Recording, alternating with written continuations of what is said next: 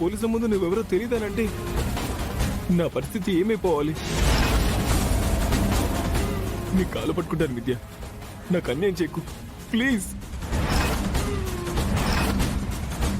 ఇదిగోండి ఎస్ఐ గారు, పెద్ద మనుషుల్లాగా మీరు ఒకవైపే కాకుండా ఇగో ఈ కుర్రాడి వైపు కూడా ఒకసారి ఆలోచించండి.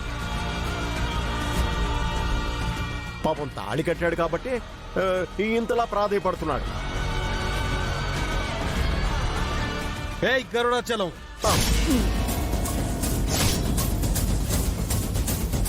పిచ్చి పిచ్చిగా వాగితే పళ్ళు రాళ్ళగొట్టి చేతిలో పెడతా.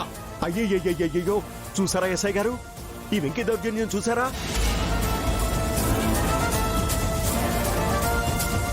ఇతగాడి చెల్లి మెళ్ళలో ఈ అబ్బాయి తాళి కట్టాడు కాబట్టే కదండి ఇందాక మనం వచ్చే ముందు కూడా అన్నయ్య అతన్ని ఏం చేయొద్దు అని ప్రాధేయపడింది. ప్లీజ్ అన్నయ్య ప్లీజ్. లేదమ్మా లేదు, వీడికి వాళ్ళ నా చేతుల్లో చావు తప్పదు.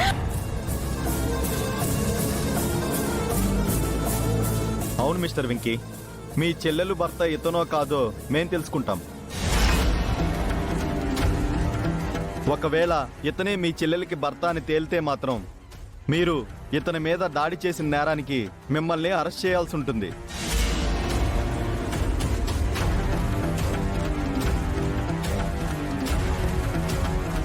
ఎస్ఐ గారు, ఎస్ఐ గారు,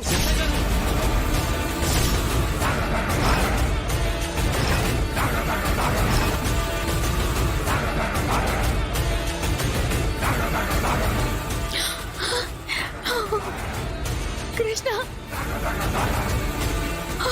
అన్నయ్య, కృష్ణ అన్నయ్య.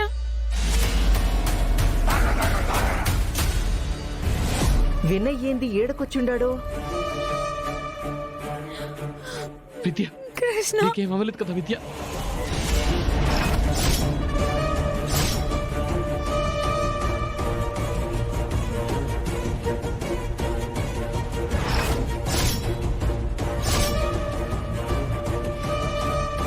ఎస్ఐ గారు, విద్య మెల్లో తాళి కట్టింది నేను, తను నా భార్య.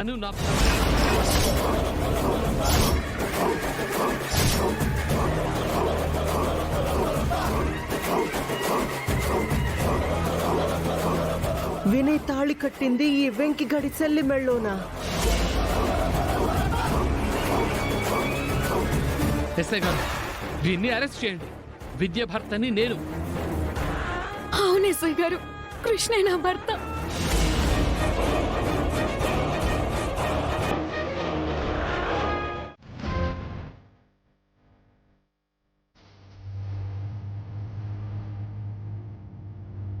ఓరి నాయనో, ఈ అఖిలకి వినయ్ ప్రేమించిన పిల్ల బతికుందని తెలియడమే ఒక షాక్ అనుకుంటే అది కాస్త ఆ వెంకీ గడి చెల్లెని తెలియటం అంతకు మించిన షాకు.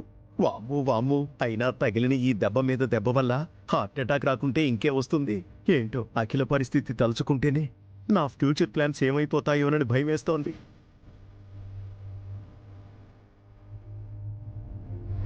ఏం కాదులే. డాక్టర్, పేషెంట్ తీవ్ర ఒత్తిడికి లోనవడం వల్ల గుండెకి చేరే రక్త ప్రసరణలో సమస్య ఏర్పడింది. అందువల్లే మైల్డ్ స్ట్రోక్ వచ్చింది. ప్రస్తుతం పేషెంట్ కండిషన్ బానే ఉంది. కాకపోతే ఎటువంటి ఒత్తిడికి పేషెంట్ లోనవ్వకుండా చూసుకోండి. వెళ్ళి చూడండి. Okay doctor.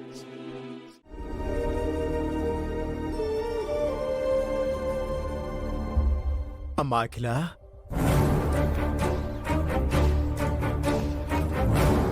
అమ్మా,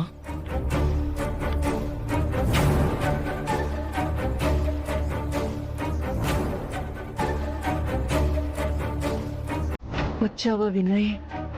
అమ్మా, నీ మనసు నేను బాధ పెట్టానా? నీ ఇష్టానికి వ్యతిరేకంగా విద్యని పెళ్లి చేసుకున్నానని లోపల మదన పడిపోతున్నావా? అందుకే కదా నీకిలా గుండెపోటు వచ్చింది.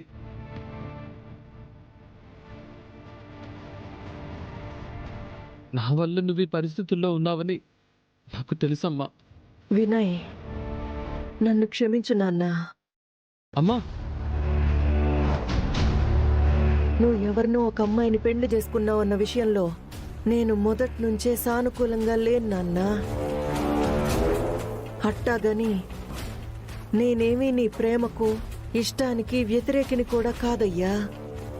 నేను నా బిడ్డ భవిష్యత్తు గురించి ఆలోచించుండాను. విద్య చాలా మంచి అమ్మాయి అమ్మా. చెడ్డమ్మాయి అని నీకు తెలిస్తే నువ్వెట్టా పెండ్లి చేసుకుంటావు చెప్పు? నీ వయసుకు దేన్నైనా ఇష్టపడ్డమే తెలుస్తుంది నాన్న.